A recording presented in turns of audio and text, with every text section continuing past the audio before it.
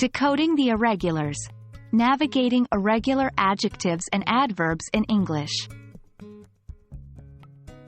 Hello everyone, and welcome to another exciting lesson in our English language learning journey.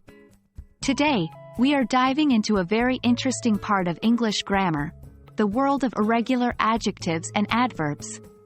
These aren't always straightforward, but fear not, we're here to make sense of it all.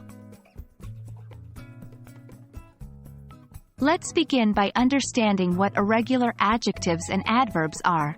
In English, most adjectives and adverbs follow a regular pattern for comparative and superlative forms.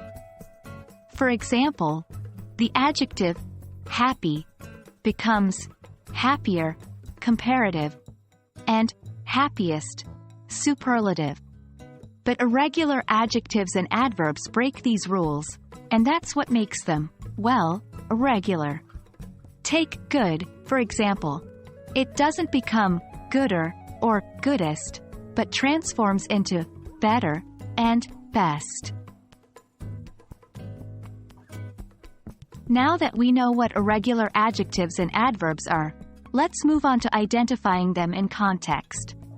We'll read a paragraph, and I'll ask you to spot the irregular adjectives or adverbs. After that, we'll go through it together. Here's a hint. Keep an eye out for words like better, best, worse, worst, farther, furthest, and so on. The best way to learn is by practicing. So, I'll provide a series of sentences, and your job is to replace regular adjectives or adverbs with their irregular counterparts. This practice will not only help you understand how irregular adjectives and adverbs are used, but it will also expand your vocabulary. After practice comes the quiz. Don't worry, it's not a test but a fun way to review and consolidate what you've learned.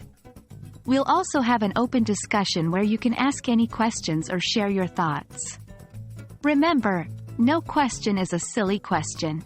So, feel free to ask away.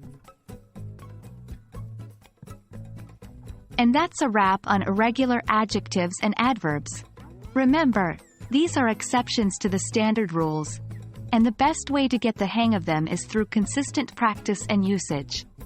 I hope this video has been helpful and illuminating. Stay tuned for more exciting topics as we continue our English learning adventure together.